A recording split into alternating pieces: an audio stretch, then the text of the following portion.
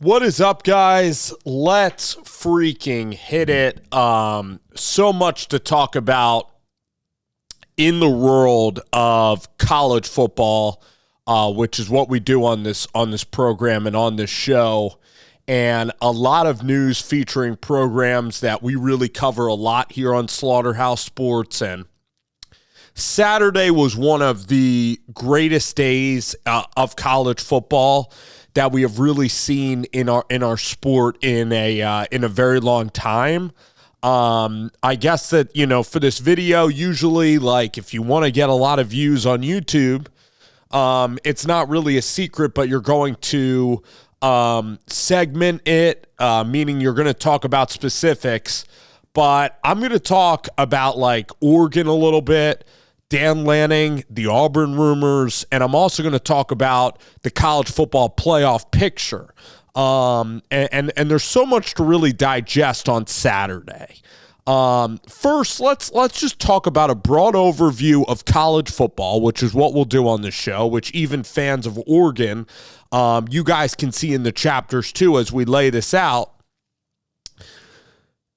The college football world is all intertwined all together.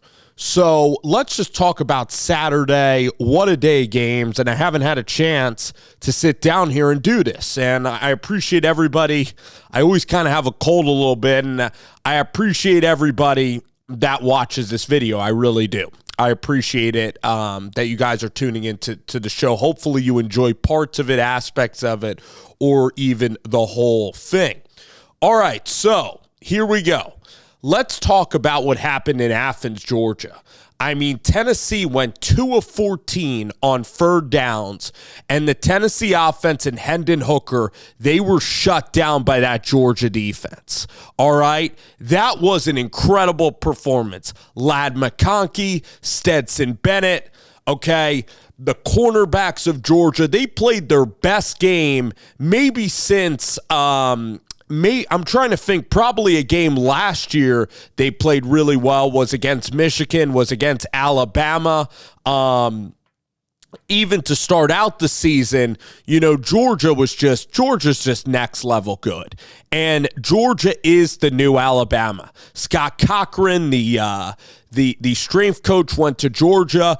Georgia plays run the ball, physical, beat your freaking face off football. And that's not what Alabama has played really. When have they last won a national championship? I would say, well, they made the national championship with Mac Jones. They won it, and then with Bryce Young. But their defense, they're an offensive team. They're a throw-it-around-the-yard team a little bit more. Georgia's your physical shutdown defense.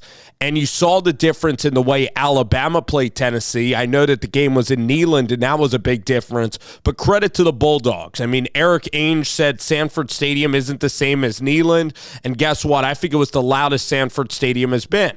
All right, so I think that for Georgia, it was just freaking it was amazing. It showed that, this up-tempo offense, it shows you that defenses still really can control a game, even in the modern era in 2022 college football, which has really been dominated by the offense. Ironically, the pro game is more towards running and defense, but the college game has been dominated by offensive football. So, for the most part. So you saw Georgia, amazing. They're the clear-cut, I would say clear-cut number one. Then I would actually say Ohio State and Michigan. They've done nothing wrong this year.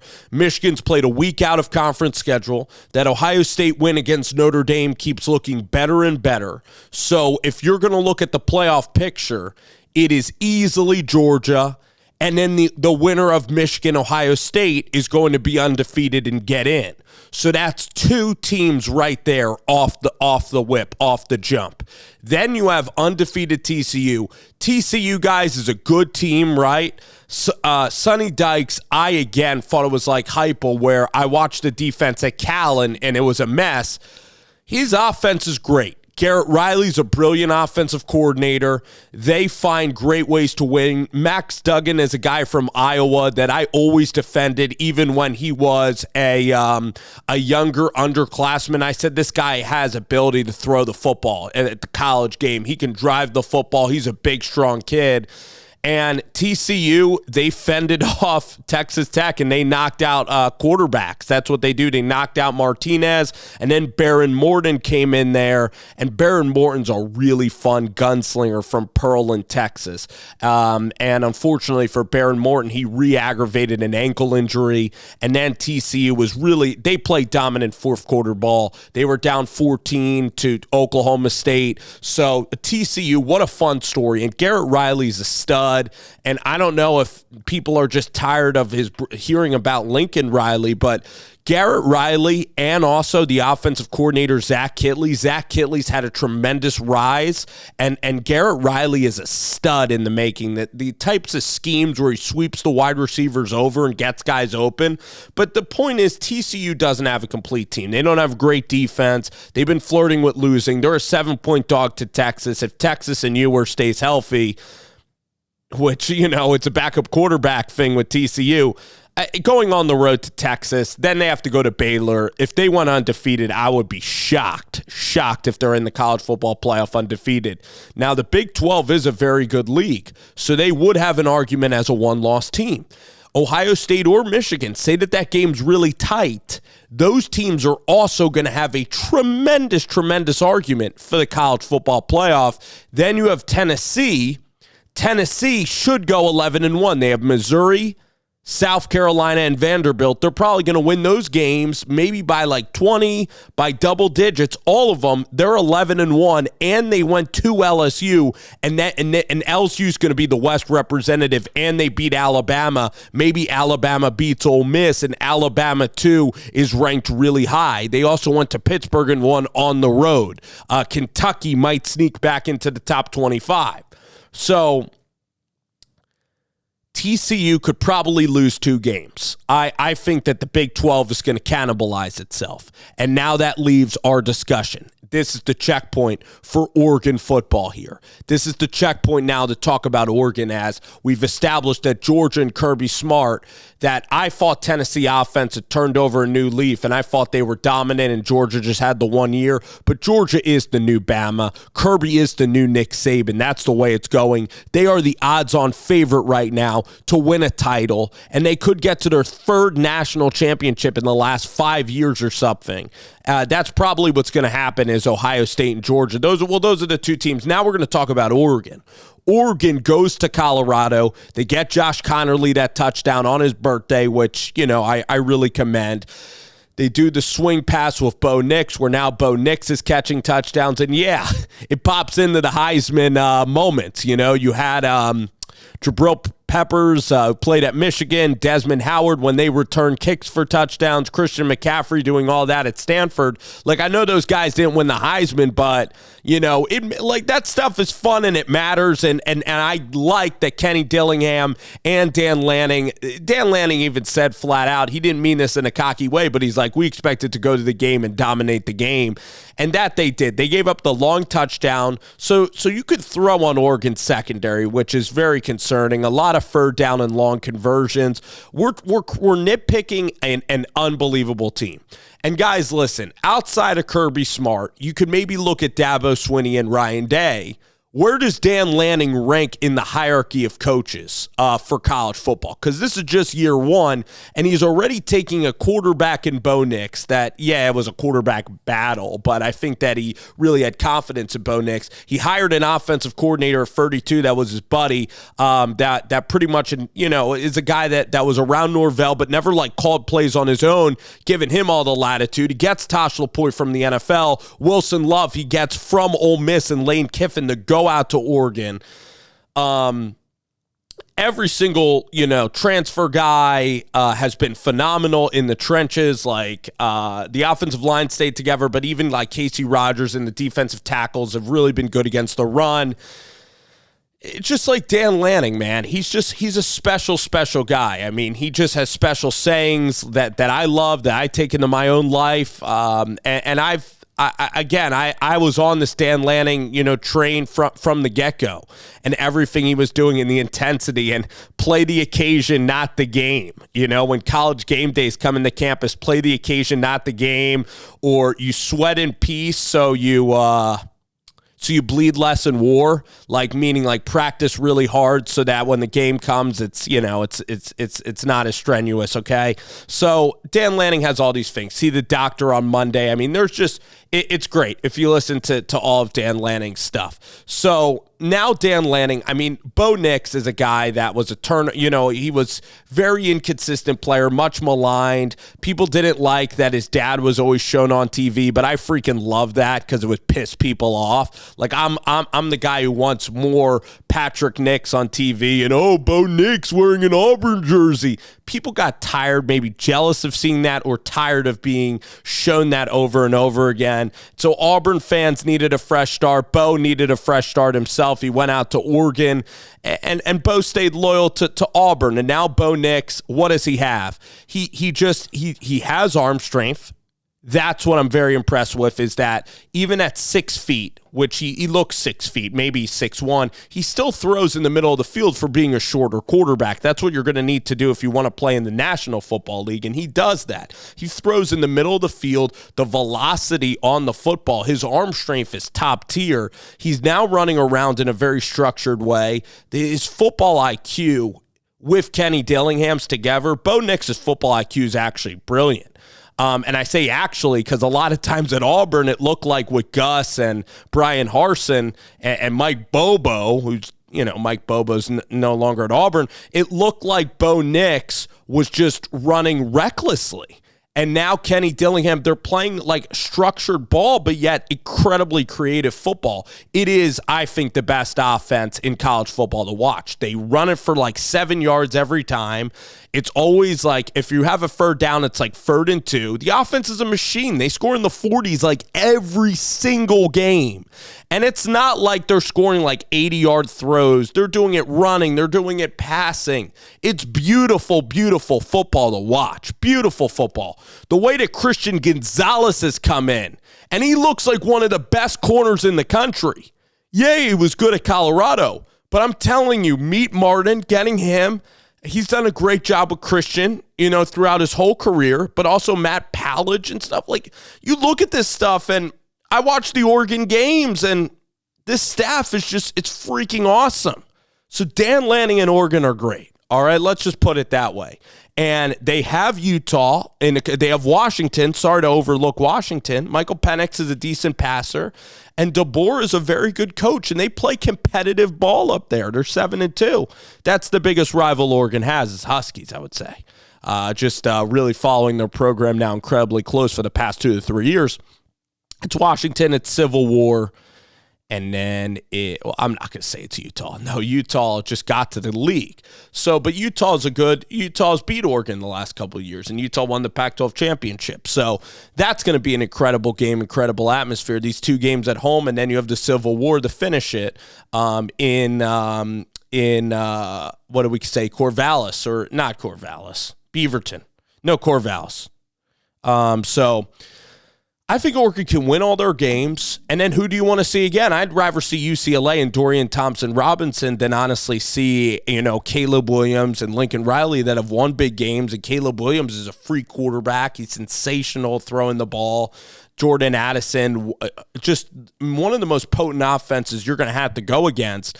Also probably a top 5 offense in the country is that USC team. So Oregon, they have a path now to the playoff because LSU lost, or LSU beat Alabama. And again, Alabama, they barely beat Texas.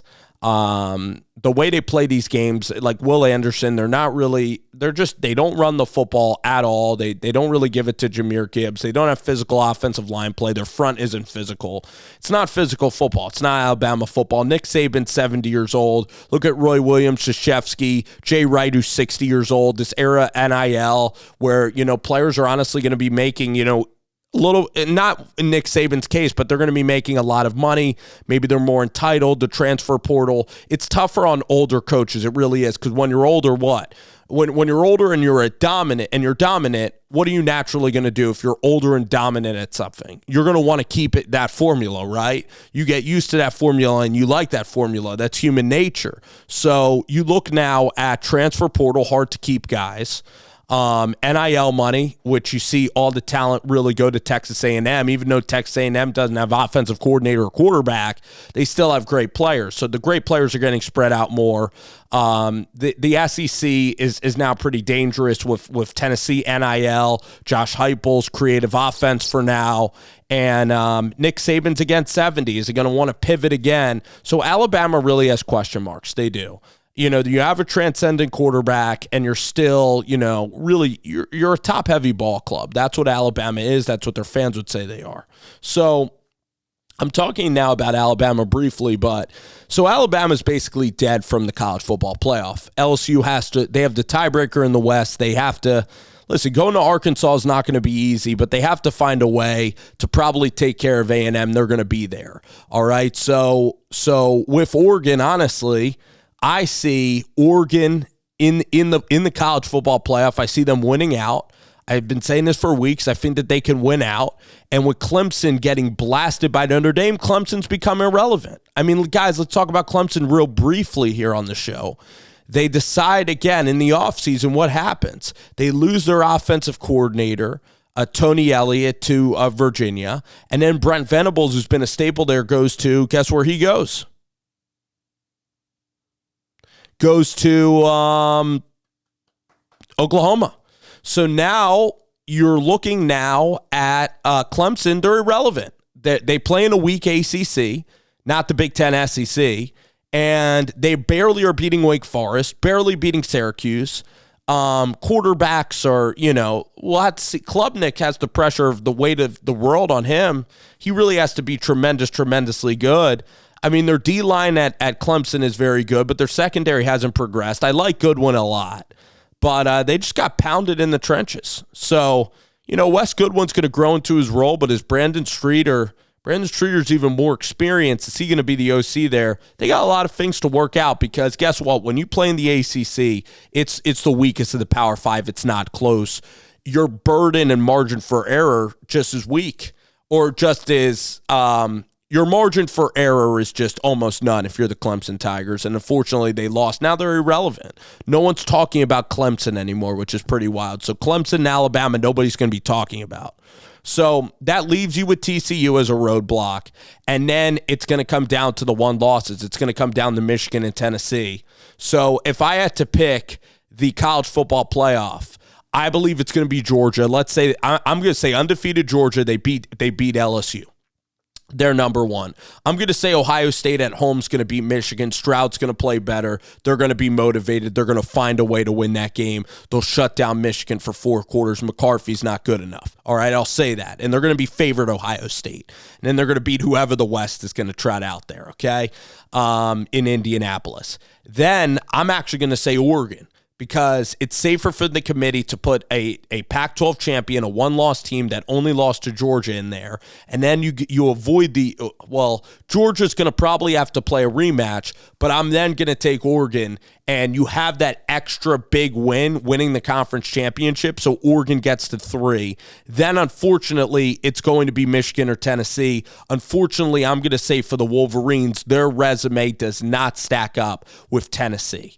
So Tennessee's actually going to get to 4. You're going to have Georgia versus Tennessee again.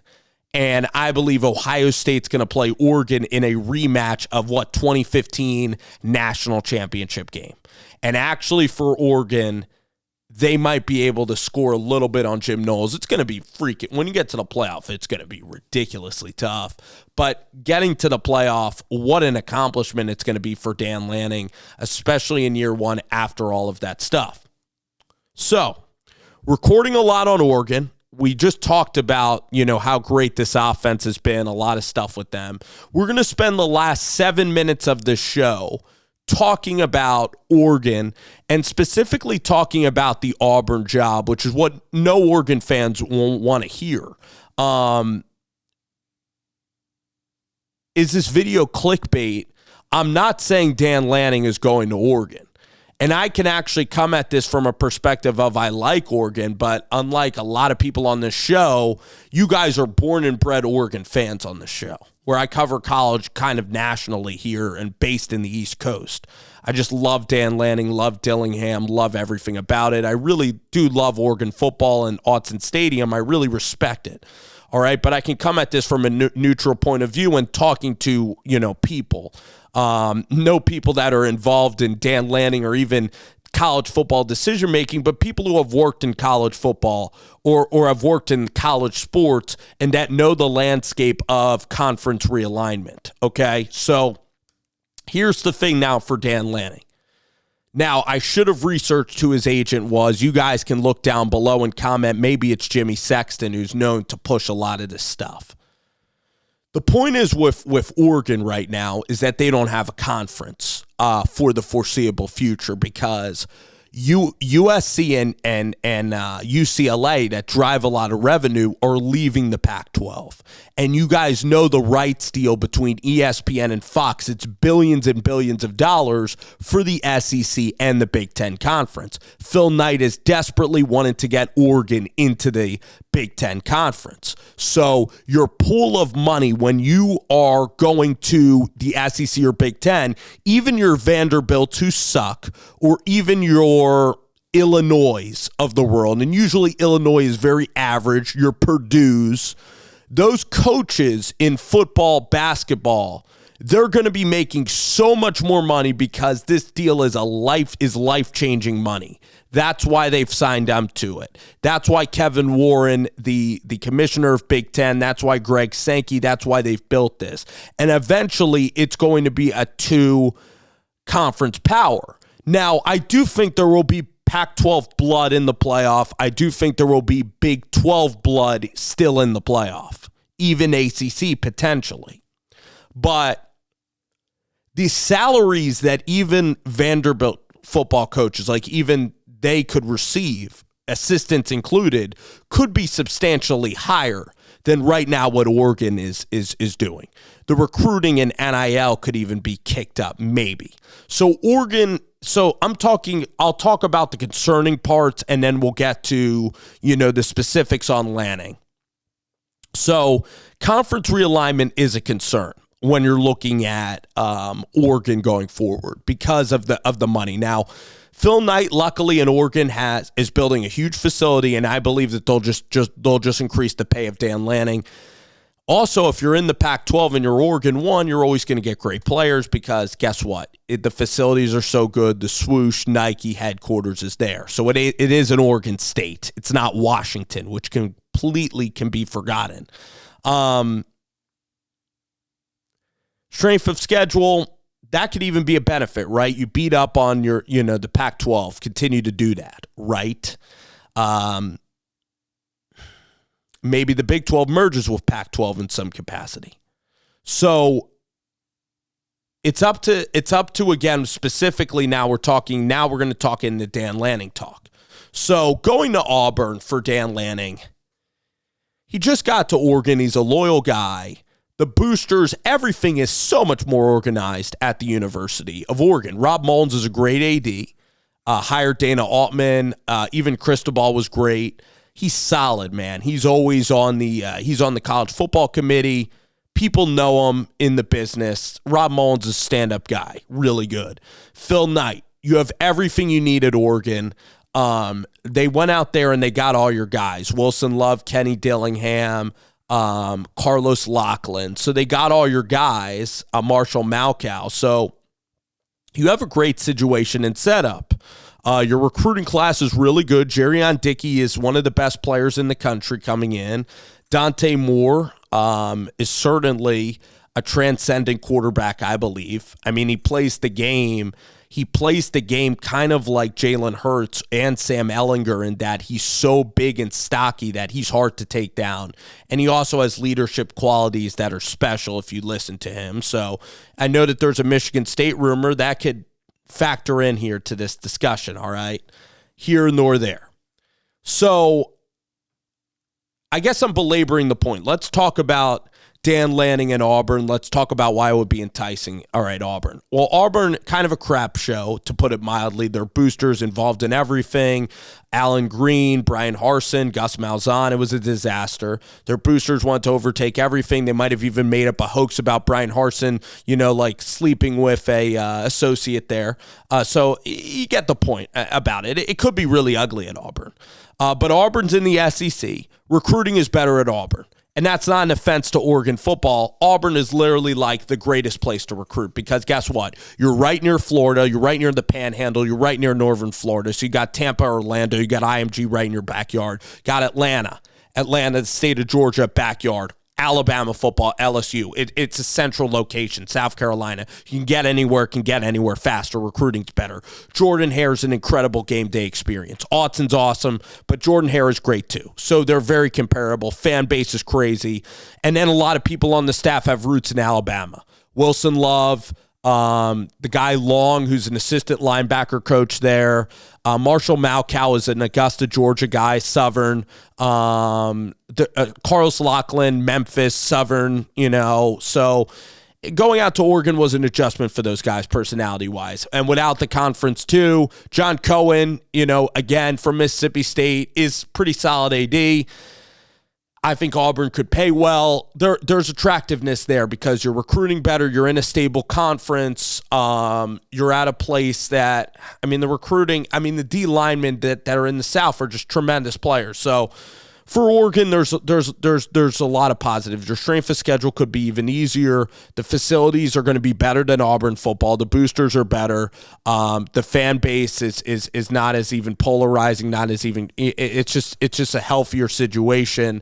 It's a honeymoon stage. Tosh Lapoya is West Coast. Clem, Junior Adams. You still got West Coast guys. It's kind of you're the king of Arizona. You're the king of those areas. I'm just saying that Auburn could actually be a tremendous job. And even a guy like Lane Kiffin, who's at Ole Miss, he even looks at Auburn, more passionate fan base. The Vault is a good stadium experience. It's very good, I'm sure. The Grove is a tremendous tailgating scene. But even Lane Kiffin has said this year, the fans got to get out to the game. And Lane Kiffin's done an unbelievable job, and it's still not sparking the incredible nature that even like an Auburn resurgence would do. You also have Nick Saban on the back burner. You look at the SEC West, it's a creme de la creme of college football. I could say that. You now have Brian Kelly in that league. A&M has so much money that if it's Jimbo's going to have to get it together next year. But the recruiting of A&M, even, Arkansas has really improved their standing. And of course you got Ole Miss, Mississippi State, LSU, Alabama. It's a gauntlet. And maybe Dan Lanning likes that competitive edge. So odds are, listen, Dan's going to shut it down, the rumors, and he's probably going to stay at the University of Oregon, especially with them committing to him as a DC. I'm just saying that it's a really, really good job. It's potentially a tremendous job, and it's in a great conference, and it's something. Sure, Auburn football can be the best of the best. If they put somebody there, that's tremendous. It can be like Tennessee and can be just as good. And Oregon now in the Pac-12, there's uncertainty, sure, with the conference realignment. Everything else, though, the football facility, the way that Oregon has treated Dan Lanning, I don't think that he wants to move his family again. And Oregon fans, understandably, it's been kind of absurd with Mario and then Taggart. It's something a little bit to be concerned about if you're Oregon. I want to just brush it away. Because Oregon, guys, it's on the West Coast, and a lot of people, especially if you have family back east with the time change, it's more convenient to recruit at Auburn than the time change, and then a lot of your staff is from there. But I just think at Oregon, they're dominating the landscape. They're probably going to win a Pac-12 title, maybe get to the playoff. If they lose in the playoff, is that concerning? If Georgia out-physicals them, is Dan going to take an introspective look? Who knows? It's very understandable to be, if you're Oregon, worried about Dan Lanning, because Dan Lanning, I would argue, is like the most powerful force in college football. Ryan Day is pretty dang powerful, but I believe Lanning's a better defensive coach than even Ryan Day. Ryan Day, though, if I had to rank the college coaches, it's Kirby, Day, and Lanning. I'd say Marcus Freeman on the rise.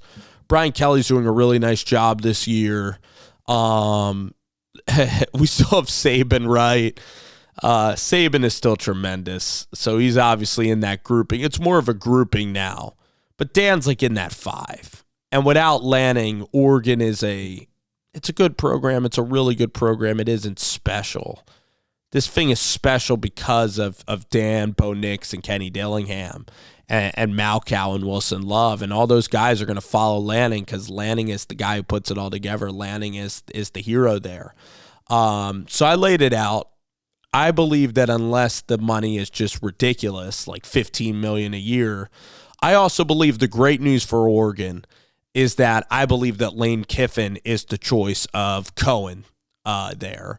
And actually for Cohen and for Auburn boosters, they know Lane. Lane's from the South, and Lane's coached longer than Dan Lanning, even though I'd argue Dan is, just a better coach than Lane and more stable. But they're probably going to end up with Lane. Now, if Lane doesn't go there, you might have trouble because then they're going to look at Hugh Freeze. They're also going to look at a relatively young coach that can really recruit. They're going to look at Deion Sanders. Maybe you look at a coordinator. So I guess that's analyzing the Auburn situation with Lanning. I'll certainly put a chapter checkpoint on this video. But guys, it was fun. This weekend was so great. Seeing the primetime slate. LSU Alabama was a freaking classic. Notre Dame beating Clemson opened up the door for Oregon. I believe Dan's going to be at Oregon, though, for the long haul, and this thing's going to continue to roll, and Oregon will find their spot. And if they make the college football playoff, somebody's going to take them in their conference, or they're going to just be fine out west, playing in the Pac-12 or, a Big 12 version of that. And then guess what? Oregon guys can even compete on the national stage. Imagine if they're in the college football playoff. But guess what? You got to worry 1 week at a time. It's Washington this week. But hey, this sport was incredible. The drama continues to build in college football everywhere in the country. It was fun making this vid, guys, and everybody. I'll sign off this video in about 5 seconds, but thank y'all for watching Slaughterhouse Sports.